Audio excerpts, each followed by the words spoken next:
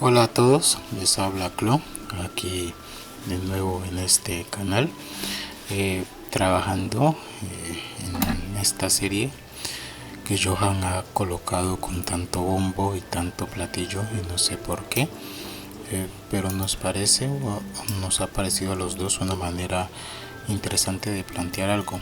Hay algo que estamos un poco enfocados en estudiar y en leer, que es precisamente acerca del trauma, pero no solo cómo el trauma afecta a nivel conductual a una persona en cuestión de los flashbacks y la amnesia y todo eso, sino también cómo afecta en la estructura del cerebro. Somos de los que decimos, los que siempre consideramos que estructura y conducta están relacionados. No consideramos que la conducta sea algo. Hay personas que estudian la conducta casi que independiente de la estructura cerebral. Yo considero que es necesario estudiar la estructura cerebral también para entender un poco la conducta y cómo el trauma también afecta la estructura cerebral, la disociación también la afecta, la condiciona a ciertos patrones, y eso lo consideramos necesario. Y también el TID, cómo condiciona ciertas áreas del cerebro a ello, y me parece interesante también tener en cuenta para que esto del TID no sea, y esto del trauma no sea una cuestión de echarle ganas, como dicen muchos, sino que también se vea como algo que tiene repercusiones a nivel físico. Tiene repercusiones a nivel físico y no solo a un nivel psicológico, a nivel psíquico, sino a un nivel físico también puede tener repercusiones en la conducta. Y hoy iniciamos con esta primera parte. Vamos a hablar un poco y hacer una comparación. Lo que nos queríamos hacer es: esta casa tiene trauma, ya lo han visto en el título, y hacer como una especie de comparación o de representación, como si el cerebro a nivel físico, a nivel de estructura, fuera una casa, y como ciertas áreas del cerebro podemos representarlas como ciertas áreas de la casa, y podemos hacer equivalencia entre las funciones de ciertas áreas de la casa y cómo esto se puede representar también en el cerebro, y la afección que tiene el trauma, la disociación y el trastorno de identidad disociativo, y representarlos en cómo se vería en una casa. La idea es ser ilustrativo, y por eso traemos este hermoso videojuego que es Los Sims 4, mientras está allí mi avatar de los Sims, mi Sim, en las áreas de las que vamos a hablar mientras yo voy explicando un poco esto. Entonces la primera parte del cerebro que queremos hablar o que quiero hablar es la amígdala, y queremos representarla como la cocina. La amígdala es como la cocina del cerebro. ¿Por qué? A ver, la amígdala es una estructura cerebral, es una estructura del sistema límbico con un papel central en el procesamiento emocional, en especial el miedo, la ira y las respuestas de alarma. Esta se activa como si fuera un sistema de alarmas en el cerebro, determinando qué estímulos son peligrosos y guiando las conductas de supervivencia. Si ustedes vieron los videos anteriores, cuando hablábamos de la teoría de disociación estructural, hablamos que en el cerebro habían como unos sistemas de acciones. Hay unos sistemas de la vida cotidiana: el jugar, el alimentarse, si no estoy mal también estaba el socializar, pero hay unos sistemas de supervivencia: huir, luchar y congelarse estaban dentro de su sistema de supervivencia. Y la amígdala, pues precisamente tiene mucho que ver con estos sistemas: el huir, el luchar y el congelarse. En condiciones normales, la amígdala trabaja en equilibrio con el hipocampo, que se encarga mucho de la memoria, y la corteza prefrontal, que se encarga del razonamiento para dar una respuesta adecuada. Las partes del cerebro debemos entender que no funcionan solas, o sea, siempre están interconectadas con otras, y para que todo funciona bien. Es lo increíble de nuestro cerebro, digámoslo así, o de las funciones cerebrales, que todo está muy interconectado. Hay personas que intentan simplificar las cosas, pero yo siempre digo, es mucho más complejo de lo que podemos decir y mencionar. Cada proceso que sucede en el cerebro tiene una gran cantidad de interconexiones en diferentes partes para producir algo que para nosotros es sencillo, algo como la ira o el pelear. Para nosotros pudiera ser sencillo, pero acabamos de ver que hay más de un área que está trabajando para interconectarse y para poder dar una respuesta adecuada. Entonces, si lo comparamos con la cocina, como estoy aquí en el videojuego, la amígdala sería como la cocina. La cocina da energía al cuerpo. Entonces la amígdala también como que da energía al cuerpo preparando respuestas rápidas como si fuera una comida que nutre o que activa. Las respuestas son necesarias para nosotros funcionar bien en el día a día. Es como, imagínense que te pasa algo y no puedes responder, no sabes qué responder, pues sería un poco disfuncional eso. Entonces la amígdala, como la cocina del cerebro, es la que ayuda a que haya unas respuestas emocionales se activen a tiempo. Es como una comida que nutre la casa. Si todo está bien, los alimentos se cocinan en calma, los olores son agradables y la cocina alimenta al resto de la familia. Si la cocina está bien, pues todo el tema de la alimentación va a estar bien. Lo mismo con la amígdala. Si la amígdala está bien, pues las respuestas emocionales van a ser moderadas, van a ser a tiempo, se van a regular bien, va a haber un buen funcionamiento. La cocina debe reaccionar rápido, debe estar alerta. Si algo se quema, la alarma de humo debe activarse y todo se debe poner en movimiento. Si hay un incendio o si algo se está encendiendo, se está quemando, pues en la cocina debe haber rapidez. Por eso se dice que a los niños no se los debe colocar cerca de la cocina porque se necesita rapidez en caso de alguna emergencia. Pues lo mismo la amígdala debe estar bien en óptimas condiciones para que haya una reacción rápida, porque recordemos, ella es muy responsable para guiar las conductas de supervivencia. Entonces necesita estar bien para precisamente ante un peligro activarse de manera correcta. Pero pasemos entonces cómo afecta el trauma a la amígdala, porque esto aquí es donde entramos en cómo el trauma no solo es una cuestión conductual y una cuestión externa, sino que puede llegar a afectar lo que es las funciones internas como la amígdala. Entonces, a nivel neurológico, algunos estudios de neuroimagen muestran que las personas con trauma tienen una sobreactividad de la amígdala ante estímulos que otros perciben como neutros. Entonces, la primera consecuencia del trauma en la amígdala es que la sobreestimula, puede tener una sobreestimulación al grado de que una alerta constante, miedo constante, una sensación de estrés o de alarma constante. Entonces, si lo ejemplificamos como una cocina, a nivel neurológico la persona vive como en un estado de alerta constante, como si siempre hubiera fuego en la cocina, aunque no haya nada. Entonces es como si la alarma de incendios a la mínima sensación de calor, que es normal que haya calor en la cocina, pero a la mínima sensación de calor se encendiera.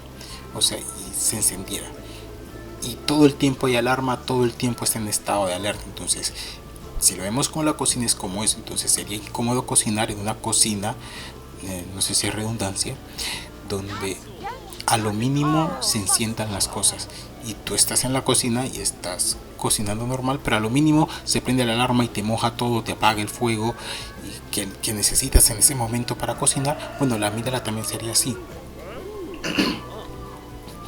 A la mínima sensación de peligro, aunque no sea peligroso, la amígdala se va a activar y va a activar de una vez los sistemas de defensa, de alarma, de huida, de ponerse a la defensiva, a pesar de que no haya ningún estado de alerta ni no haya ninguna amenaza real.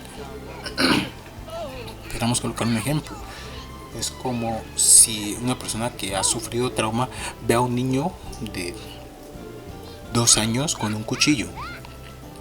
Los demás lo percibirían, es un niño con un cuchillo. Para quien representa un mayor peligro es para el propio niño, pero no para los demás. Pero la persona con trauma puede ver eso como la amígdala puede activarse porque una persona con un cuchillo y no llega a dimensionar el nivel de peligro, sino que de una vez se activa y puede o huir o atacar al niño ante un estímulo que no debería ser visto como peligroso, pero la amígdala lo ve como peligroso. O sea, es como que se activa, dice aquí hay peligro, tenemos que activarnos, a lo mínimo se activa. Entonces, si lo vemos como una cocina, entonces la amígdala, o en este caso la cocina, se convierte en un lugar caótico. todo se quema, las alarmas suenan por cualquier cosa, se cocina demasiado rápido las cosas o se prende fuego sin necesidad, el humo se esparce por toda la casa y afecta a las otras áreas. Entonces, que la amígdala esté sobreactivada, pues afecta a la memoria, afecta el razonamiento, la persona mantiene un estrés constante, empieza a exagerar todas las cosas que le llegan, o sea, se vuelve un lugar caótico. La cocina, o en este caso la amígdala, se vuelve un lugar caótico, algo que no se puede trabajar allí. Y aquí es donde entramos en algo que es importante, entender que no es solo una cuestión de conducta. Muchas veces no es que la persona quiera hacer eso y no solo se va a trabajar desde es que tú quieres esto o tú no se hace de una manera consciente. Y con esto vemos que una amígdala sobreactivada va a percibir, o sea, no alcanzas a pensarlo, o sea, eso sucede en automático y entonces se vuelve más complejo el trabajar el trauma, más complejo trabajar estos temas, porque ya no es solamente una cuestión de voluntad, sino que es una cuestión de que el cerebro, la amígdala en este caso, está diseñada o está configurada para eso, lo cual hace mucho más complejo el estilo de vida de la persona, que todo el tiempo esté en alerta, que todo el tiempo esté tenso por cualquier situación. Incluso decíamos, afecta a otras áreas, empieza a afectar la memoria, la percepción, empieza a afectar el razonamiento, porque hay una sobreestimulación de algo tan básico y tan vital como lo es la amígdala en la cuestión de la supervivencia y de los estímulos y de los correctos estímulos y la respuesta de alerta de manera mesurada. ¿Cómo afectaría la disociación? Aquí vamos entrando un poco, bueno, no entrando porque el trauma también hace parte de lo que es el TID de nosotros, digámoslo así, pero vamos entrando en la disociación. Entonces, la disociación, entendiendo digámoslo a rasgos grandes, es desconexión. La disociación básicamente es desconexión se disocia de algo. Entonces, la disociación lo que busca es apagar la alarma cuando se vuelve insoportable. Básicamente buscaría eso. Entonces, a nivel neurológico hay estudios que muestran desconexión funcional entre la amígdala y la corteza prefrontal, como si se bajara un interruptor para no sentir la intensidad del miedo. A nivel psicológico, las personas pueden sentirse desconectadas de sus emociones como si no les pertenecieran o como vivir en automático. Es algo que hemos hablado mucho en el canal. La disociación es una desconexión entonces, ante algo que no puedo controlar, que se vuelve insoportable, pues el cerebro aprende a desconectarlo. La disociación en grados normales pues sucede en todos, es normal disociar y podemos experimentarlo en el día a día. Estás en un bus y te vas de tus pensamientos, o sea, te alejas y te desconectas del entorno en el que estás y cuando te das cuenta llegaste a tu casa y no sabes que pudiste estar desconectado 15 minutos, media hora, pudiste estar desconectado y llegaste a tu casa y no te diste cuenta ni cómo llegaste. Eso es normal, pero cuando ya la disociación llega a niveles donde empiezas a desconectar emociones, empiezas a desconectar la funcionalidad entre la amígdala y la corteza prefrontal, pues eso ya es patológico. Y lo que hace la disociación en estos casos, cuando hay trauma y cuando la amígdala está hiperactivada, empieza a desconectar.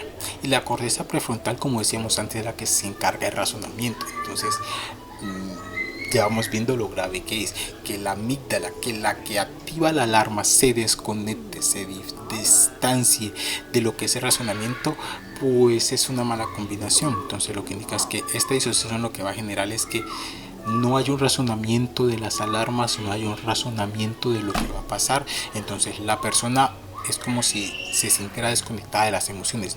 La disociación no apaga las emociones, o sea, apaga lo consciente que somos de esas emociones, pero no las puede eliminar. O sea, las emociones están allí, solo que ya no las sentimos, nos sentimos desconectados de ellas y es como si viviéramos en un automático.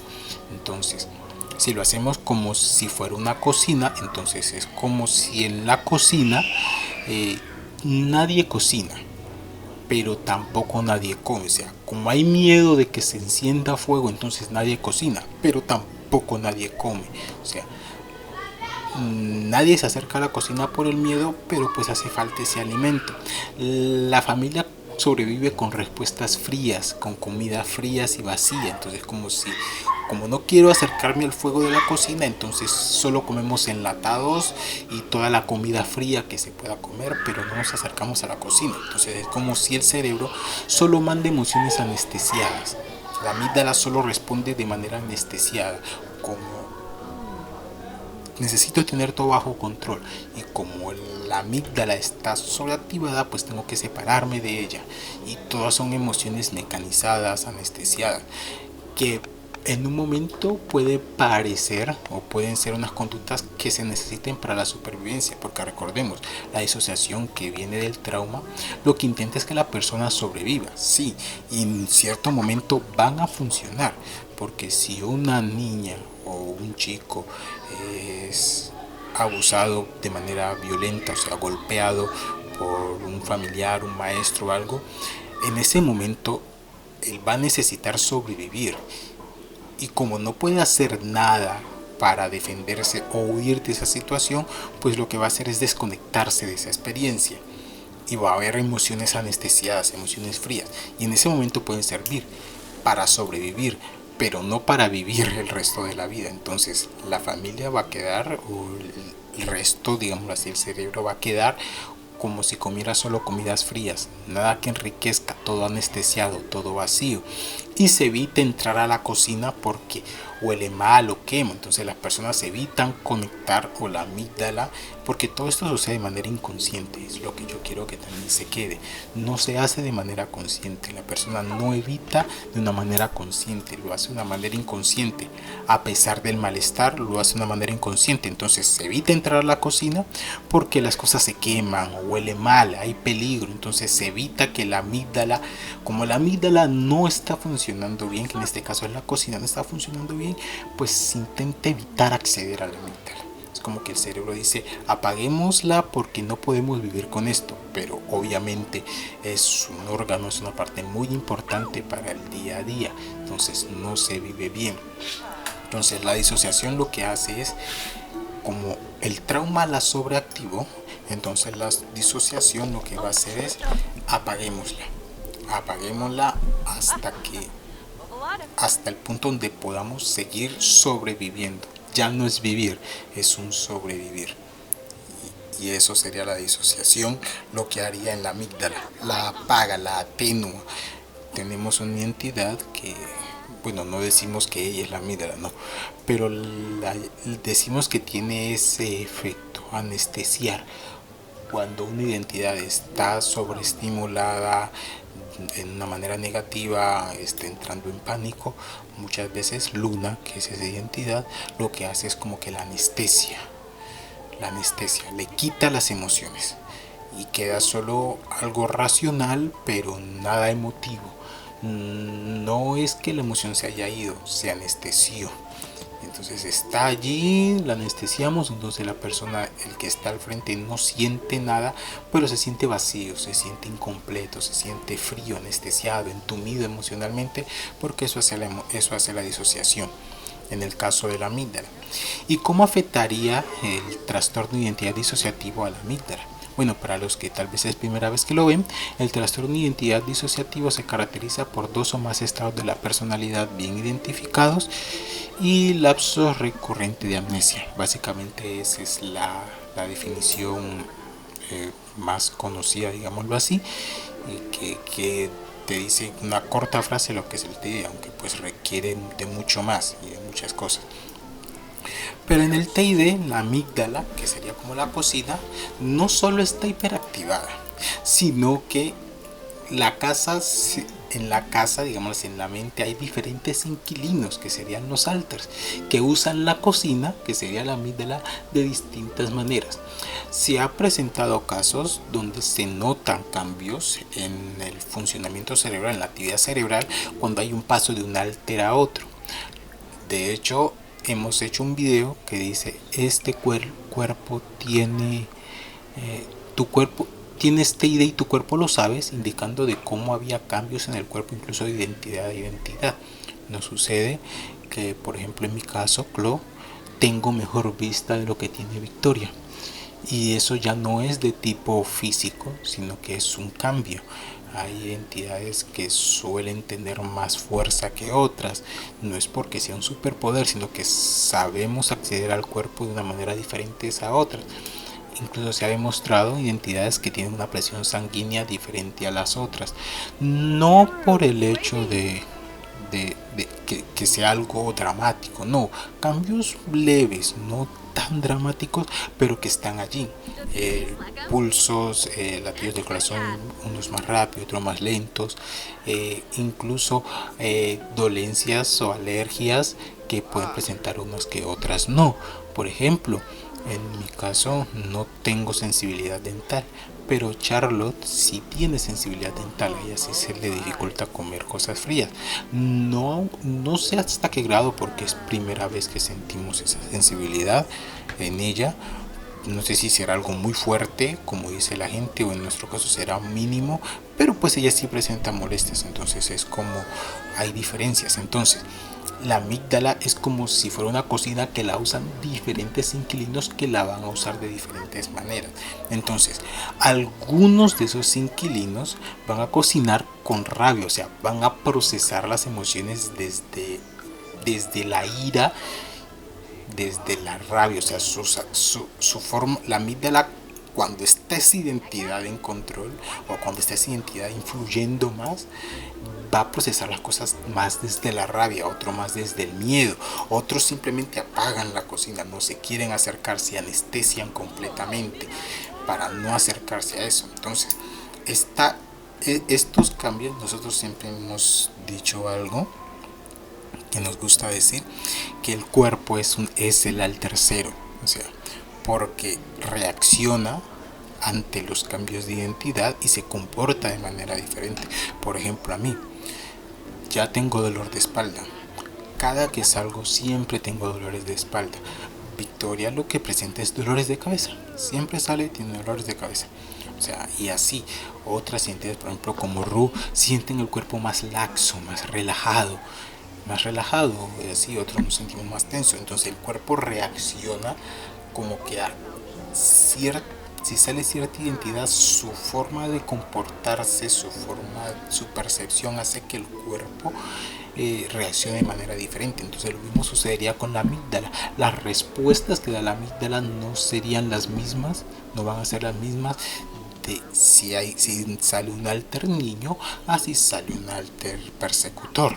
El alter niño ante una alarma probablemente se congele, se ponga a llorar y se haga bolita, no escape porque no sabe qué hacer. Probablemente el alter persecutor sea más violento y decida pelear, se ve más en la capacidad. Entonces vemos diferentes respuestas de un mismo órgano. Entonces, algunos lo que van a hacer es congelarse, otros van a pelear, otros van a intentar conciliar. Entonces va a ser diferente respuesta. Entonces, cuando esto no tiene una coordinación, pues va a haber un caos en la amígdala y va a haber cansancio. Algo que se ve mucho, que dicen mucho las personas que tienen trastorno de identidad disociativo, es que presentan mucho cansancio. Y lo decimos, no cansancio del tipo quiero irme a dormir, no siempre es eso, sino agotamiento. Las situaciones estresantes nos agotan. Si alguien lo agotan un 5%, pues a uno le puede afectar un 10%. O sea, como que te agota el doble de las cosas, empiezas a cansarte. Por eso es necesario, hablábamos con, o Johan hablaba con una amiga y decíamos, es necesario que se mantenga un entorno lo más estable posible, porque ese cansancio puede derivar en pensamientos suicidas. Lo decimos por experiencia, el cansancio termina derivando en pensamientos suicidas, en pensamientos complejos. El pensamiento suicida, tal vez me estoy desviando un poquito del tema, pero el pensamiento suicida no siempre viene en la idea de quiero morirme. Eso es lo que la gente se equivoca. Piensa que cuando alguien dice quiero morirme, ahí no.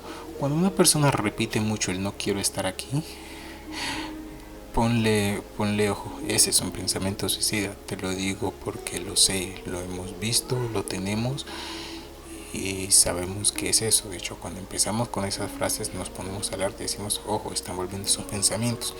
Pero esta falta de coordinación genera caos, una amígdala sobreestimulada por momentos que se activa con frenesí y por otros momentos una amígdala que se apaga, hay alguien que la apaga, no entra. Entonces es como si en una cocina, en un momento un alter cocinara algo súper picante, entonces un alter cocinara mucha rabia, y en otro momento otro alter no cocina, y algunos dejan la cocina abandonada. Es como que no quiero sobreestimularme, e inconscientemente evitamos la estimulación de la, de la, de la amígdala. Entonces lo que evitamos es los estímulos externos, porque terminamos entendiendo que el exterior es problemático. Entre menos contacto tenga con el exterior, más seguro estaré. Entonces evitamos la estimulación.